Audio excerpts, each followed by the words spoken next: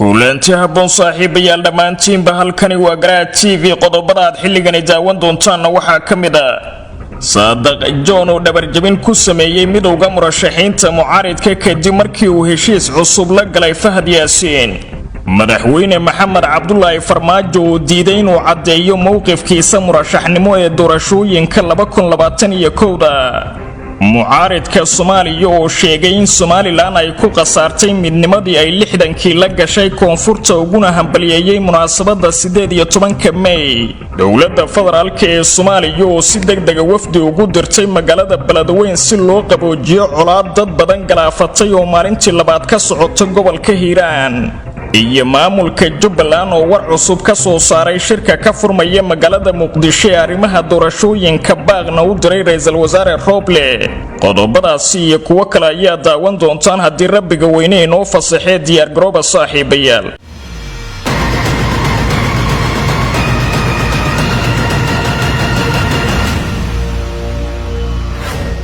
isku soo laabasho habboon mar kale daawadayaal halkani waa Garaa TV xasuusnow haddii aad joogtid waqtiga salaada soo guda waajibka alle ee ku saaran dibna ugu soo laabo daawashada fiidiyowgan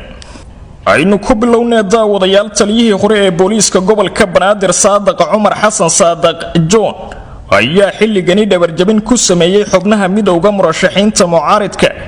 kadib markii uu heshiis cusub la galay taliyaha hay'adda nabad sugidda iyo sirdoonka qaranka Soomaaliyeed ee Fahad Yaasiin ujeedada heshiiskan ay gaareen Fahad Yaasiin iyo Saadaq John ayaa la tilmaamay inuu yahay sidii loo xagaldaacin lahaa dadaalada uu wado ra'iisul wasaare Maxamed Xuseen Roble loona burburin lahaa heshiiskii uu dhawaan la gaaray xubnaha mucaaridka ee ka soo horjeeda dawladda madaxweyne Farmaajo madaxweynaha maamulka Galmudug Axmed Cabdi Kaariye Qoorqoor ayaa la sheegay inuu ka soo shaqeeyay heshiiskani dhex maray taliyihii hore ee booliiska gobolka Banaadir Saadaq John iyo taliyaha hay'adda nabad sugidda Fahad Yaasiin oo saaxiib dawladda madaxweyne Farmaajo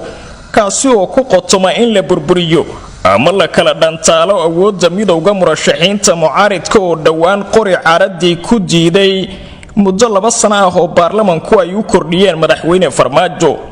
Saadaq John taliyihii hore ee booliiska gobolka Banaadir waxa uu ka mid ahaa saraakiishii ugu saameynta badnaa kuwii ka hortagay muddo kororsigii madaxweyne Maxamed Cabdullaahi Farmaajo kuna qasbay inuu dib ugu laabto baarlamaanka si uu u weydiisto inay ka laabtaan wixii loogu yeeray sharciga jihaynta doorashooyinka kaasi oo muddo 2 sano ah ku kordhinayay muddaxileedka hay'adaha dawladda xubnaha midowga murashaxiinta mucaaridka ayaana kalsooni buuxda siiyay taliyihii hore ee booliiska gobolka Banaadir iyagoo u aqoonsaday halyay qaran kadib markii uu si cad u diiday muddo kordhinta madaxweyne Farmaajo kuna baaqay in dalka loo dhaqaajiyo doorasho la isla ogol yahay laakiin taliyaha nabad sugidda Fahad Yaasiin oo la tilmaamay inuu yahay shakhsi aad u awood badan marka la eego hay'adaha dawladda ayaa la tilmaamay in uu ka xumaaday dadaalada uu wado ra'iisul wasaare Maxamed Xuseen Roble iyo kalsoonida uu siiyay xubnaha midowga murashaxiinta mucaaridka si uu wadanka uga qabto doorashooyin la isla ogol yahay kadib markii uu arrinkaasi ku wareejiyay madaxweyne Maxamed Cabdullaahi Farmaajo tan iyo markii ra'iisul wasaare Maxamed Xuseen Roble lagu wareejiyay hanaanka doorashooyinka iyo amnigooda waxaa si weyn hoos ugu dhacay awoodii hay'adaha dawladda ku dhex lahaa taliyaha hay'adda nabad sugidda iyo sirdoonka qaranka Soomaaliyeed Fahad Yaasiin oo ah saaxiibka ugu dhow ee madaxweyne Maxamed Cabdullaahi Farmaajo waxaana Fahad Yaasiin oo isku dayay inuu ka hortago tallaabooyinka la xiriira doorashooyinka ee uu qaadayo ra'iisul wasaare Maxamed Xuseen Roble oo go'aansaday inuu heshiis la gaaro taliyihii hore ee booliiska gobolka Banaadir Saadaq John oo ka mid ah saraakiisha ugu cadcad ee dhinaca mucaaridka kana soo horjeeda qaabka ay dawladda madaxweyne Farmaajo u maamulayso doorashooyinka taliyaha hay'adda nabad sugidda ayaana go'aankaasi u soo maray madaxweynaha maamulka Galmudug Axmed Cabdi Kaariye Qoorqoor oo isxigaan Saadaq John isagoo ka dalbaday inuu la heshiisiyo si loo kala dhantaalo awoodda ay xilligan isku haleynayaan xubnaha midowga murashaxiinta mucaaridka isla markaana ay kula loolamayaan dawladda madaxweynaha maamulka Galmudug ayaana arrintaasi isku hawlay ilaa ugu dambeyntii ku guuleystay inuu isku keeno labada sargaal lagana dhaadhiciyo Saadiq John inuu dhabar jabiyo xubnaha midowga murashaxiinta mucaaridka oo xilligani awood isbiday kadib markii ay ogaadeen in ay heli karaan ciidamo ka tirsan kuwa xooga dalka Soomaaliyeed oo iyaga habka qabiilka ku soo garab istaagaya marka ay xaaladdu xumaato. dhanka kale heshiiskani waxa uu ku soo beegmay iyadoo toddobaadyadii aynu soo dhaafnay ay soo baxayeen warar la xiriiray inuu jiro khilaaf u dhaxeeya ra'iisul wasaare Maxamed Xuseen Roble iyo taliyaha nabad sugidda kaasi oo salka ku haya hanaanka loo wajahayo doorashooyinka iyo amnigooda. Fahad Yaasiin ayaa ka xumaaday qaabka uu u kalsooni gelinayo ra'iisul wasaare Maxamed Xuseen Roble amaba uga dambeeyo midowga murashaxiinta mucaaridka, waxaana uu aaminsan yahay in loola dhaqmo sida shacabka mucaaridka maadaama aysan xilligani ka mid ahayn hay-adaha dowladda Soomaaliya. waxaana tan iyo markii uu dhacay heshiiskani dhex maray Saadiq John iyo Fahad Yaasiin magaalada Muqdisho ka dhacay qulqulatooyin dhinaca amniga ah oo lagu majaxaabinayo dadaalada ra'iisul wasaare Maxamed Xuseen Roble iyadoo la beegsanayo askartii badbaado qaran ee ka soo horjeestay madaxweyne Farmaajo, waana tallaabo horseedi karta in mucaaridku ay ka aamin baxaan ra'iisul wasaare Roble maadaama aan la fulinaynin heshiisyadii ay magaalada Muqdisho uga saareen ciidankooda laguna sheegay in kalsooni laga dhex abuurayo labadii ciidan ee ku dagaalamay magaalada Muqdisho. askari ka tirsan ciidanka badbaado qaran oo dhawaan si foolxun loogu dilay magaalada Muqdisho ayaa la sheegay in ay qayb ka tahay tallaabooyinka la doonayo in lagu qalqalgeliyo dadaalada uu wado ra'iisul wasaare Maxamed Xuseen Roble ee uu iskugu soo jiidayo dhinacyada isku diidan doorashooyinka Soomaaliya ee 2021. heshiiska cusub ee xilligani dhex maray labadaasi sargaal ayaana ka dhigan dhabar jabinta midowga murashaxiinta mucaaridka oo garbaha isku haleynayeen ee dhinaca ciidamada qalabka sida uu ka mid ahaa taliyihii hore ee booliiska gobolka Banaadir Saadiq John. dhanka kalena dowladda madaxweyne Maxamed Cabdullaahi Farmaajo ayaa tan iyo markii Saadiq John oo la soo shaqaynayay muddo 4 sano u wareegay dhinaca mucaaridka waxay ku dadaalaysay sidii ay mar kale dib ugu soo ceshan lahayd maadaama ay u arkaysay awood weyn oo saameyn ku dhexla talisyada kala duwan ee ciidamada gobolka Banaadir. hagaag saaxiibayaal, madaxweynaha jamhuuriyadda federaalka ee Soomaaliya Maxamed Cabdullaahi Farmaajo ayaa xilligani diiday inuu ka hadlo mowqifkiisa la xiriira musharaxnimadiisa doorashooyinka 2021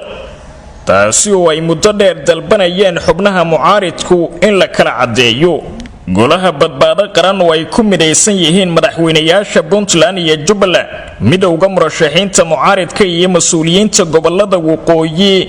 ayaa warqad ay u direen ra'iisul wasaare Maxamed Xuseen Roble waxay kaga dalbadeen in madaxweyne Farmaajo uu cadeeyo mowqifkiisa la xiriira musharaxnimadiisa doorashooyinka 2021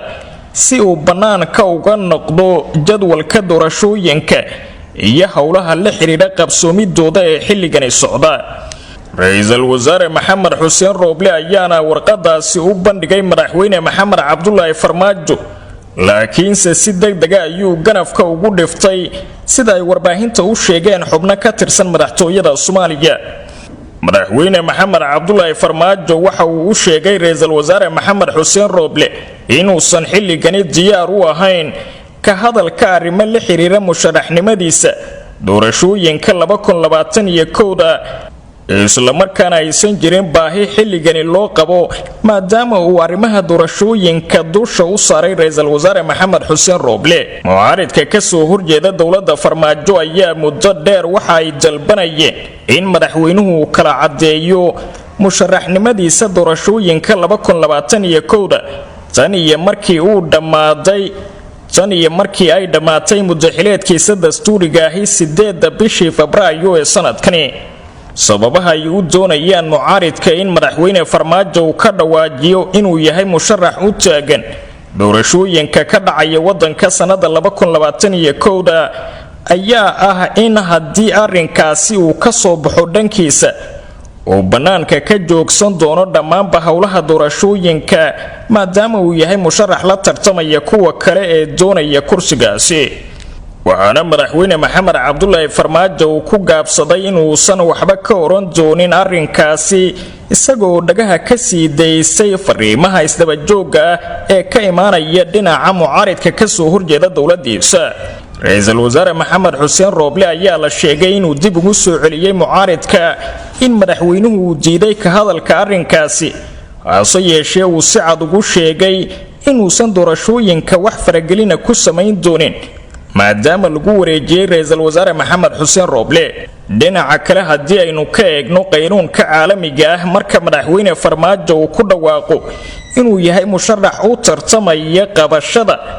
mudaxileedka Soomaaliya ee 4 sano soo socota, waxa uu banaanka ka istaagi doonaa guud ahaanba arrimaha la xiriira doorashada, taasi oo lagu kalsooni gelinayo xubnaha kale ee isaga la tartamaya si ay ugu qancaan natiijo kasta oo ka soo baxda loolankaasi. laakiinse waxaa la wada rumaysan yahay in madaxweyne maxamed cabdulaahi farmaajo uu yahay musharax u tartamaya doorashooyinka soo aadan ee dalka ka qabsoomaya, maadaama aysan jirin laaya haatan sabab uu uga hari karo inuu tartanka mar labaad soo galo. murashaxiinta mucaaridka ee u tartamaya doorashooyinka 2021 ee wadanka Soomaaliya ayaa ka hadlay munaasabada xuska 18 May oo ku aastaysan maalintii ay Somaliland ku dhawaaqday inay dib ula laabatay midnimadii ay 60kii la gashay koonfurta Soomaaliya. xubnaha mucaaridka oo hambalyo u diray guud ahaanba shacbiga reer Somaliland oo u dabaaldegaya munaasabada 18 May ayaa dhinaca kale ku canaantay dowladda madaxweyne Farmaajo inuu ka gaabiyay wadahadalkii ay koonfurta kula jidhay Somaliland. madaxweynihii hore ee Soomaaliya Sheekh Shariif Sheekh Axmed ahna gudoomiyaha midowga murashaxiinta mucaaridka ayaa hambalyo ku aadan 18 May u diray reer Somaliland, waxa uuna ku amaanay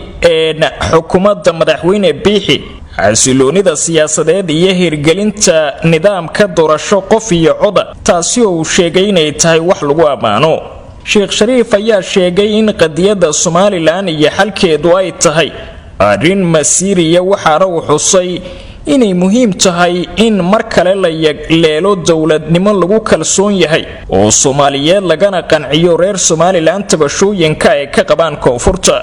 dhanka kale siyaasiga weyn ee Cabdiraxmaan Cabdishakuur oo kamida kuwa sida weyn u naqliya xukuumadda madaxweyne Farmaajo ayaa isaguna dhinaciisa hambalyo u diray shacbiga reer Somaliland, isagoo dhinaca kalena taabtay in ay ku qasaareen midnimadii ay 60kii ula yimaadeen koonfurta sida uu hadalka u dhigay. waxaan shacabka iyo hogaanka Somaliland ugu hambalyeynayaa nabadda, xasiloonida iyo hanaanka dimuqraadiyadda ee ay gaareen 30kii sano ee ay markaasi ku dhawaaqeen gooni isku taaga sida uu sheegay. Cabdiraxmaan Cabdishakuur ayaa carabka ku dhiftay in shacabka degan koonfurta Soomaaliya ay jecel yihiin midnimada walaalahooda Somaliland, balse waxa uu sheegay in ay tahay wax aan la qarin karin in shacabka gobolada waqooyi ay ku qasaareen wixii ay 60kii ula yimaadeen koonfurta oo ahaa midowgii ummadda Soomaaliyeed, taasi oo uu sheegay in dhibaatooyin waaweyn loogu geystay una baahan in xilligani laga qanciyo shacbiga gobolada waqooyi. dhanka kale musharax madaxweyne Cabdikariin Xuseen Guuleed oo qoraal soo saaray ayaa ka hadlay xuska 18 May oo ah markii ay Somaliland ku dhawaaqday inay ka go'day Soomaaliya inteeda kale muddo haatan laga joogo 30 sano.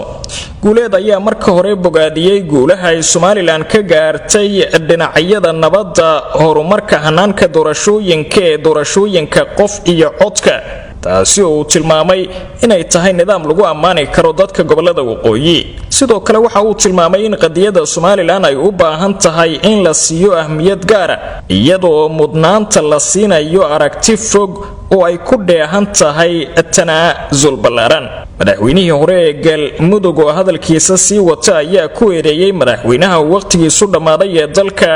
Maxamed Cabdulaahi Farmaajo inuu ka gaabiyay arrimaha Somaliland, gaar ahaan wadahadaladii socday ee u dhaxeeyay dhinacyada. waa wax laga xumaado in maamulka madaxweyne Farmaajo aanu arrintaasi siinin mudnaantii ay lahayd, isla markaana si weyn uga gaabiyay ayuu sheegay. Somaliland ayaa si weyn looga xusayaa 30 sano guuradii ka soo wareegatay markii ay ku dhawaaqday inay ka gooday Jamhuuriyaddii Soomaaliya 1991 isla markaana ay raadinayso aqoonsi caalamiya. shir ka dhacay magaalada Burco 27 Abriil ilaa 5 bishii May 1991 waxay iskugu yimid beelaha ku abtirsada gobolada waqooyi ee wadanka Soomaaliya kaasi oo ahaa shirkii ugu horeeyay ee lagu gorfeeyay arintani la xiriidha inay dib ula laabtaan midnimadii 60ka. go'aanada shirkaasi lagu gaaray oo saddex ahaa waxaa saxiixay 17 kamida wakiilada beelaha dega gobolada waqooyi raggaasi oo mas'uul ka ahaa in goboladaasi ay gooni u baxaan. subaxnimadii 18 May 1991 waxaa gooni isku taaga ku dhawaaqay gudoomiyihii golaha dhexe ee SNM Ibrahim Meygag Samata iyo gudoomiyaha SNM Cabdiraxmaan Cali Tu iyagoo sheegay inay si rasmi ah uga go'een wixii la oran jiray Jamhuuriyadda Dimuqraadiga ee Soomaaliya. Maxamed Xaaji Ibrahim Cigaal oo la hadlay shacabka kadib bixitaanka gumaysiga Ingiriiska waxa uu sheegay in dalka ay ka baxeen ajaanibtii inaga ayaa nalo kaga tagay ayuu intaasi raaciyay isagoo hadalkiisa ku soo gabangabeeyay in 1 Julaay ay raacayaan walaalahooda Soomaaliya. 4 maalmood oo kadib 26 bishii Juun waxa xornimada qaatay gobolada koonfureed ee Soomaaliya waxaana halkaasi ka baxay gumaystihii Talyaaniga ee muddada dheer maamulayay. Ilaahay ha u naxariistee Maxamed Xaaji Ibrahim Cigaal waxa uu soo horkacay wafdi reer Somaliland oo Muqdisho u yimid arrin taariikhi ah labadii gobol ee waqooyiga iyo koonfurta taasi oo dhacday 1 bishii Luulyo 1960 abaaraha saqdi dhexe 12 habeenimo iyo 1 daqiiqo ayaa calanka Soomaaliya laga taagay bartamaha magaalada Muqdisho iyadoo mar kale la qaaday heestii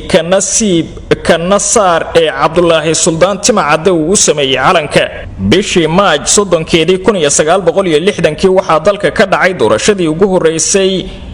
SYL ayaa ku guuleysatay 69 kamida kuraasta 123 ee baarlamaanka wadanka. arrimahaasi oo dhan marka la isku soo duubo Somaliland waxa ay weli ku doodaysaa ama ay tirsanaysaa dhibaatooyin culus oo ay u geysatay dawladii uu hoggaanka ka ahaa Jaale Maxamed Siyaad Barre ee kacaanka taasi oo xasuuqan kala sooc lahayn ka geysatay gobolada waqooyi ee dalka kadib markii lagu rusheeyay diyaaradihii Jamhuuriyadda Dimuqraadiga ee Soomaaliya shacabkii deganaa gobolada waqooyi. waxaana tan iyo 30 sano wixii ka dambeysay socotay dadaalo la doonayay in dib la iskugu soo celiyo midnimada Soomaaliya inkastoo Somaliland ay weli ku doodayso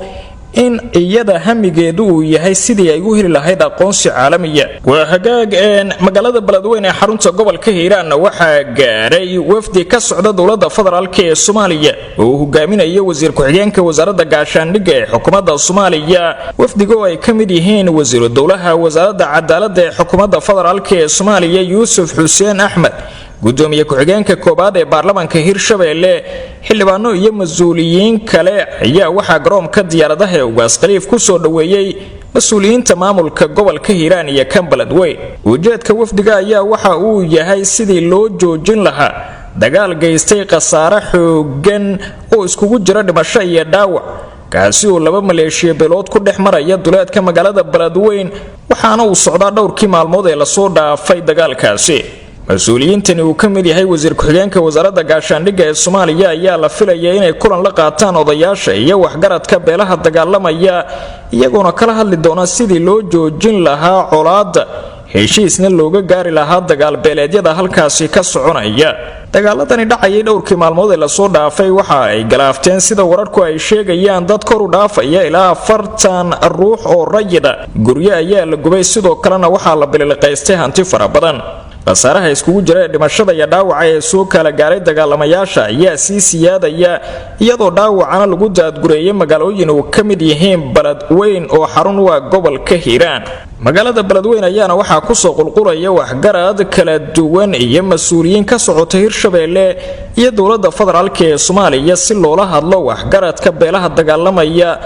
looguna dhiirigeliyo inay joojiyaan dirirta. waa hagaag saaxiibayaal qaybaha dambe ee wararkeena ayaynu ku sii siqaynaa. dowlad goboleedka Jubbaland ayaa cadeeyay mowqifkooda ku aadan shirka wadatashiga doorashooyinka ee uu dhawaan cilaamiyay ra'iisul wasaare Maxamed Xuseen Roble kaasi oo 20ka bishani ka furmaya magaalada Muqdisho ee xarunta wadanka. wasiiru dowlaha madaxtooyada maamulka Jubbaland Xirsi Jaamac Agani ayaa sheegay in Jubbaland ay soo dhaweynayso qabsoomida shirka isagoo rajo wanaagsan ka muujiyay in waxyaabo wanaagsan ay ka soo bixi doonaan shirkaasi. wasiiru dowlaha madaxtooyada maamulka Jubbaland waxa uu sheegay in Jubbaland dhankeeda ay diyaar u tahay ka qaybgalka shirkaasi isla markaana ay soo dhaweynayso in heshiiska madambaysa laga gaaro muranka ka jira doorashooyinka lana dhaqan geliyo heshiiskii 17 September lagu gaaray magaalada Muqdisho iyo aragtiyadii ka soo baxay kulankii Baydhabo ay gudiyadu ku yeesheen. sidoo kale waxa uu hadalkiisa intaasi ku daray in ra'iisul wasaare Maxamed Xuseen Roble laga doonayo in uu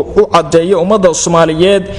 inuu dhex yahay laguna kalsoonaan karo isagoo sheegay in Jubbaland dhankeeda ay dadaal weyn ku bixinayso sidii looga gudbi lahaa caqabadaha xilligan hortaagan doorashada. wararkii ugu dambeeyay Soomaalida iyo caalamka waa naga intaas nabadgelyo.